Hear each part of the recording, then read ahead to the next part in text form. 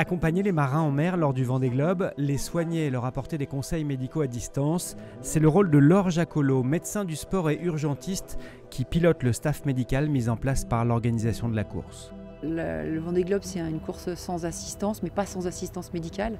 Donc ça veut dire que les marins peuvent bénéficier de conseils ou de prise en charge de problématiques médicales 24 heures sur 24, peu importe où ils seront sur le globe. Et on dit souvent qu'un staff médical, oui, on sera 4, ne fait pas gagner un Vendée Globe, mais par contre peut éviter d'arrêter à cause d'une problématique médicale.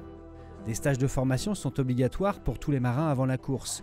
Ils sont sensibilisés et formés à un certain nombre de notions, de techniques et de lexiques qui leur seront utiles en mer, notamment pour s'ausculter et apporter des éléments descriptifs précis et clairs pour établir un diagnostic à distance. Vous avez trois outils importants. Le porte-aiguille qui est là. Et le but, c'est de rapprocher les berges, d'arrêter le saignement et d'éviter l'infection. Donc l'idée, c'est de rapprocher les choses. On ne sera pas dans leur bateau à côté d'eux, donc ils vont devoir reproduire certains gestes. Ce seront nos yeux et nos mains.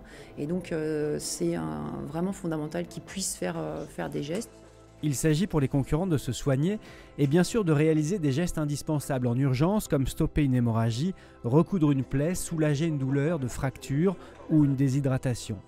On a revu les gestes de premier secours, on a vu comment se poser soi-même une perf, comment faire des injections aussi sous-cutanées, intramusculaires, voilà. Et puis là aujourd'hui un peu de traumato, les chocs et puis les atteintes qu'on peut avoir, et puis de la suture sur des plaies. Les principales pathologies rencontrées en course au large sont d'ordre dermatologique car la peau est mise à l'épreuve dans un environnement salé, humide et avec une hygiène réduite. Et avec la vitesse des bateaux, la traumatologie s'est imposée. Chocs, chutes, entorses, contusions et commotions sont devenus inévitables.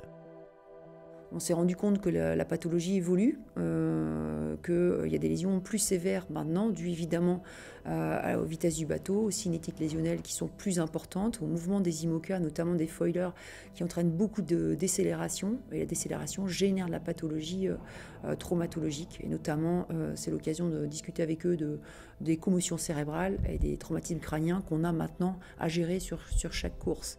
À bord, chaque marin dispose d'une pharmacie complète et doit en connaître les médicaments, outils et ustensiles pour pouvoir agir en situation de stress et de douleur potentielle, mais surtout d'inconfort d'un bateau humide et brutal. Après les accidents des éditions précédentes, des enseignements sont tirés, ainsi une pharmacie d'urgence doit être accessible depuis l'extérieur du bateau. Le petit sac d'urgence qui est dans ton bateau, il est placé où dans ton bateau, à l'entrée à droite, juste sur la droite. Hop, Ok. Il est très accessible en fait dans une première pochette. Ouais, donc ça c'est vraiment la jauge qui... Oui, c'est la règle de classe. Et puis en fait, c'est justement parce que si tu as un problème à l'extérieur du bateau, il faut que tu puisses avoir accès de l'intérieur de l'extérieur et de l'intérieur en fait. Ayant connaissance des dossiers et antécédents médicaux de chaque concurrent, les médecins ont tissé avec les skippers une relation privilégiée avant la course. Pour pouvoir être efficace dans une situation d'urgence, la confiance est essentielle.